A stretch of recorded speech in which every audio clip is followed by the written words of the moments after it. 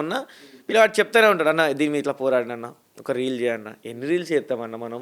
నేను ఇటు బెట్టింగ్ మీద చేస్తూనే ఉన్నా, అటు చేస్తూనే ఉన్నా, ఇంకెన్ని రకాల మోసాలు ఎక్స్పోజ్ చేయాలి చెప్పు? థ్రెడ్స్, దానితో థ్రెడ్స్ ఉంటాయి ఇటు మళ్ళీ నాకు ఏ సపోర్ట్ ఉండదు. పోనీ ఫాలోవర్లు ఉంటారా అంటే ఫాలో అవ్వరు, మనసు ఉంటుంది, దొంగ మాటలు చెప్పేటోని ఫాలో అవుతారు. సో ఇన్ని రకాల స్కామ్స్ ఉన్నాయి. సో అట్లాగే ఇప్పుడు బెట్టింగ్ యాప్స్లో ఇల్లీగలే కొన్ని గవర్నమెంట్ ప్రకారం. అట్లాగే ఫ్యాంటసీ యాప్స్ ఉంటాయి. సో గవర్నమెంట్లో దాన్ని అవి జిఎస్టీ కడతారు వాటికి. సో జిఎస్టీ కట్టడం కొన్ని సోర్సెస్ ఏం చెప్పాయంటే సర్వే ప్రకారం 2025కి అప్ టు 14,000 crores గవర్నమెంట్కి జిఎస్టీ వస్తుందని చెప్పారు. సో అంటే గవర్నమెంట్కి అంత ఆదాయం వస్తుంది. సో యాప్స్ వల్ల, ఫ్యాంటసీ యాప్స్ వల్ల. సో అంటే గవర్నమెంట్కి జిఎస్టీ వెళ్తుంది అంటే డబ్బులు దేశ జీడిపిలో వెళ్తుంది అది. కానీ బెట్టింగ్ యాప్స్ అనేవి మన గవర్నమెంట్ జిఎస్టీ కట్టవు, ఇల్లీగల్, వేరే కంట్రీకి వెళ్తాయి. అదే అంటే గవర్నమెంట్ అనేది ఒక జిఎస్టీ వస్తుంది, అది బాగానే ఉంటుంది. సో వాటి మీద ఫోకస్ చేస్తున్నారు కదా, వీటి మీద ఎందుకు చేయట్లేదు? సో ఇన్ని ఇల్లీగల్ ఉన్నారు కదా, వాటి మీద ఇన్వెస్ట్ చేయండి, అది మనకి గవర్నమెంట్ జీడిపి వస్తుంది కదా, అది ప్రమోట్ చేయాలి కదా. అది ప్రమోట్ చేస్తే జనాలు కూడా అటు వెళ్తారు కదా, మన డబ్బులు వస్తున్నాయి కదా, గవర్నమెంట్ కూడా రిలాక్స్గా ఉంటుంది, మన జిఎస్టీ మనకు వస్తుంది కదా అని. అదే సో వాటి మీద కూడా దృష్టి పెట్టాలి అంటారు. అది గవర్నమెంట్ చేయాల్సిన బాధ్యత. మీలాంటి మీడియా వాళ్ళు ముందుకు తీసుకోవాల్సిన టాపిక్ అది. సో మాకేందంటే నాకు తెలిసింది ఇది, అంటే ఇది ఎట్లా జరుగుతుంది ఏంది, నాకు ఎంతోమంది మెసేజ్ చేస్తారు. సో నాకు మెసేజ్ చేసినవన్నీ అండ్ నేను లైవ్ చూసినవన్నీ, ఈ ప్రాక్టీసెస్ ఎట్లుంటాయి ఇవన్నీ నాకు తెలిసిందైతే మీతో మొత్తం షేర్ చేసేసుకున్నాను. సో అంటే అదే ఇప్పుడు ఎన్నో మంది చనిపోయారు, సూసైడ్ చేసుకున్నారు. ఇప్పుడు అవేర్నెస్ కంటున్నారు, కానీ మన చెల్లిని ఎన్నో మంది, వేలు మంది బయటపడ్డే ఇవి బయటపడని మస్తు పరువు కోసం బయటపడకుండా మస్తు సావులైనవి. సో అంటే వాళ్ళ అవకాశాన్ని, వాళ్ళ ప్రాపర్టీ కావచ్చు, వాళ్ళ డబ్బులు లేని బాధలు కావచ్చు, ఒక్కసారి కోటీసులు అయిపోవాలని చెప్పేసి వాళ్ళ అత్యుత్సాహం కావచ్చు, దాని వాళ్ళు క్యాష్ చేసుకుంటున్నారు. ఇప్పుడు మస్తు మంది చెప్తున్నా, ఒక మిడిల్ క్లాస్ కుర్రాడు అప్పు లేకుండా ఏ ఒక్కడు ఉన్నాడన్నా చూపి. 10 మందిలో 9కి అప్పే ఉంది. 10 మందిలో ఇల్లు వదిలి జాబ్ చేస్తాను హైదరాబాద్ వచ్చినవానికి ఇంటి దగ్గర నుంచి ఖర్చుల మందం పంపించినా కూడా 10 మందిలో 9 మందికి అప్పే ఉందన్న. అప్పు లేని కుర్రాడు లేడన్న ఇవాళ రాష్ట్రంలో. అప్పు లేనిది ప్రేమలో మోసపోని మొగోడు లేడు ఇవాళ. నేను అదే అంటున్నా, మన హైదరాబాద్కి ఎంతోమంది ఉపాధి కోసం వస్తారు, అందరూ ఈ ట్రాప్లో ఇరికిన వాళ్ళే.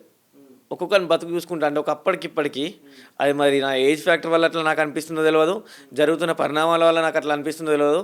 ప్రతి ఒక్కరికి ఎక్కడ ఏలు పెట్టినా అప్పే. వాడు 1,00,000 సంపాదిస్తున్నాడా, వానికి తగ్గ అమౌంట్ వానికి అప్పే ఉంది. 20 లక్షలు 15 లక్షలు. వాడు 20,000 సంపాదిస్తాడా, వానికి 3-4 లక్షలు అప్పు ఉంది. సో అట్లా అప్పు కామన్ అయిపోతుంది. ఫ్యాక్టర్ ఇట్లా లూటీ చేసుకుంటూ పోతున్నాం, మన దగ్గర ఉన్న ధనం మొత్తం బయటికి వెళ్ళిపోతుంది. ఏం చేస్తాం? So coming to betting apps గురించి మాట్లాడుకుంటే 11 మంది సెలబ్రిటీస్లో కొంతమంది పొలిటికల్ సైడ్ కూడా ఉన్నారు. సో జనసేన పార్టీ ఆవిడ కూడా ఉన్నారు. సో ఆవిడ కూడా నేను స్టేషన్కి వెళ్ళారు, నాకు తెలియదండి ఏదో అనుకోకుండా జరిగింది, ఇంకోసారి చేయనని చెప్తున్నాను. సో పొలిటికల్ ఉన్న వాళ్ళకి మీకు అవేర్నెస్ ఉండాలి కదా. సో జనరల్ ఎందరికి మన ఆర్జీవీ చెప్పినట్టు వాళ్ళకి ఆ సెలబ్రిటీస్ ఐడియా లేదన్నారు. సో పొలిటికల్ పార్టీలో ఉన్న ఆవిడకి కూడా ఎందుకు తెలియకుండా పోయింది? ఇప్పుడు డబ్బులే, దేనికైనా డబ్బు కోసం. ఎందుకంటే వాళ్ళు ఎంత అంటే అంత అమౌంట్ ఇస్తారన్న బెట్టింగ్ వాళ్ళు, ఎంత అంటే అంత అమౌంట్ ఇచ్చి టార్గెట్ చేస్తారు వీళ్ళని. సో ఒక రేటు కాకపోయినా ఇంకొక రేటుకి పడిపోవాల్సిందే. ఇన్ఫ్లుయెన్సర్లు ఏం చేయలేరు, ఎందుకంటే వీళ్ళు కాకపోతే ఇంకోరిని కొంటారు. ఇప్పుడు నేను చేయకపోతే నువ్వు చేస్తా అంటాను, నీకు వచ్చే కోటి నేను ఎందుకు వదులుకుంటాను, నాకు వచ్చేది కదా నీకు అత్తా.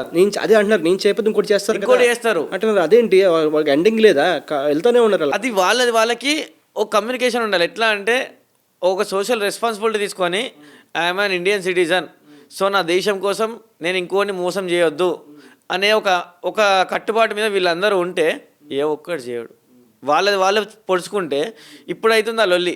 ఒక ఇన్ఫ్లుయెన్సర్ వచ్చి బెట్టింగ్ యాప్ ప్రమోషన్ చేస్తున్నావా రే ఒక తప్పురా అని చెప్పి ఇప్పుడు పొడుచుకుంటారు. ఇది చిల్లర లొల్లి అవుతుంది. అంటే చేసిన వాళ్ళు 30 మంది ఉన్నారు, బెట్టింగ్ యాప్ ప్రమోషన్ చేసిన వాళ్ళు, పోరాడేటోళ్ళు 10 మంది ఉన్నారు. ఏడైతుంది కథ? ఓకే, అప్పటికి ఆ 30 మందిలో సగం మంది మారిరు అన్న, అది గ్రేట్ అనుకోవచ్చు. సగం మంది మారిరు, భయానికి కావచ్చు, వాళ్ళు వ్యక్తిత్వంగా వాళ్ళు జరిగిన నష్టాన్ని ఉద్దేశించుకొని మారిరు. సో ఇప్పుడు అలాగే కమిషనర్ సజ్జనార్ కూడా చాలా స్ట్రిక్ట్గా తీసుకున్నారు. సో ఆయన వల్లే ఇది ఎంతమంది బాగా అవేర్నెస్ వచ్చింది. సో ఆయన గురించి అట్లా ఆయన చేసే పనుల గురించి చెప్పండి. ఆయనకి చాలా బిజీ షెడ్యూల్ అన్న ఆయనది, ఎందుకంటే ఆయన ఒక IPS. సో ఇప్పుడు MDగా వర్క్ చేస్తున్నారు TSRTCకి కూడా. ఆయనున్న బిజీ షెడ్యూల్స్లో పక్కన పెట్టి దీనికి కేటాయించడం అనేది, ఒక్కొక్కరితో ఎంత చాట్ చేస్తారన్న, మిడ్నైట్స్ 1-2 చాట్ మెసేజ్లు వస్తాయి. అంటే అప్పుడు ఫ్రీ అవుతారు ఆయన. మనం డే మొత్తం చేసిన మెసేజ్కి ఏమైనా ఉంటే ఆ టైంలో రిప్లై ఇస్తారు ఆయన. ఇంకా వాళ్ళ పిఏ ఉన్నారు, వాళ్ళు ఇస్తారు. ఇన్ఫ్లుయెన్సర్లందరికీ వాళ్ళే మెసేజ్ చేసారు, చేసి మీరు రండి, బయటికి రండి, వీడియోలు తీయండి, అవేర్నెస్ చేయండి, జనాల్లో మీరు అవేర్నెస్ తీసుకురండి అని చెప్తున్నారు. సో వాళ్ళ వంతు వాళ్ళు చేస్తూనే ఉన్నాడు. అండ్ సజ్జనర్ గారు చేసిన దానికి కూడా వేరే వాళ్ళు ఉండి బయటకు వస్తున్నారు, చేస్తున్నారు. బట్ ది థింగ్ ఒక రీల్ చేస్తున్నారు, వదిలేస్తున్నారు అని చెప్పారని.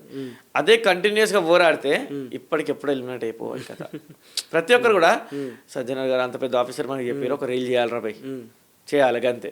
అంతే తప్ప పర్సనల్గా తీసుకొని మనం ఎందుకు ఈ ఉద్యమాన్ని ముందు తీసుకోవద్దు అని ఎవరు అనుకుంటలేరు. అనుకోవట్లేదు, అదే కదా కావాల్సింది. అది ఒక్కటి అనుకుంటే బెట్టింగ్ యాప్ ప్రమోషన్ ఇయాడికి వస్తాను కదా అన్న.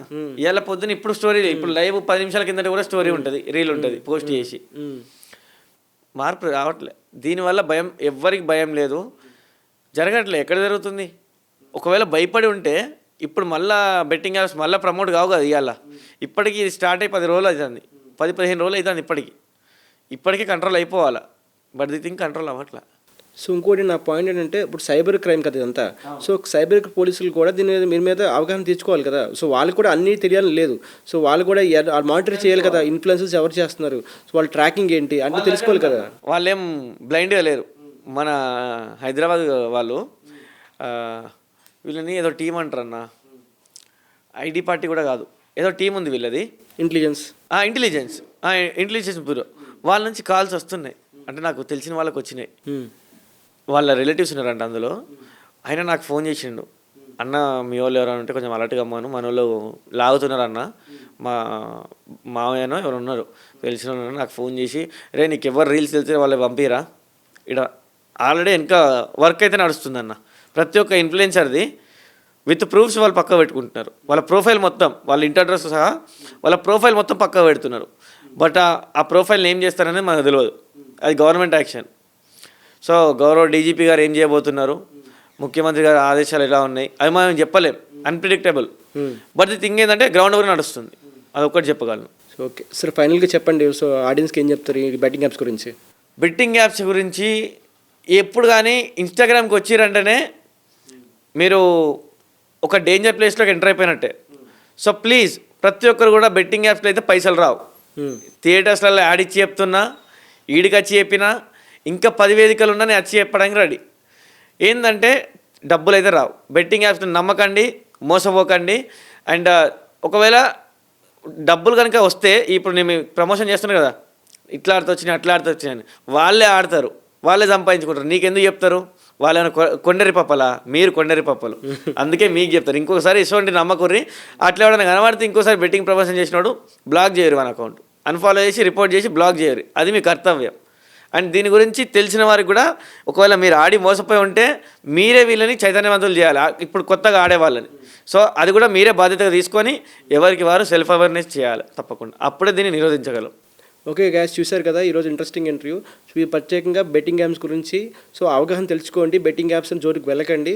సో అలాగే మనకు ఇంట్రెస్టింగ్ ఇంటర్వ్యూతో మళ్ళీ కలుద్దాం. Keep watching cube TV, signing off.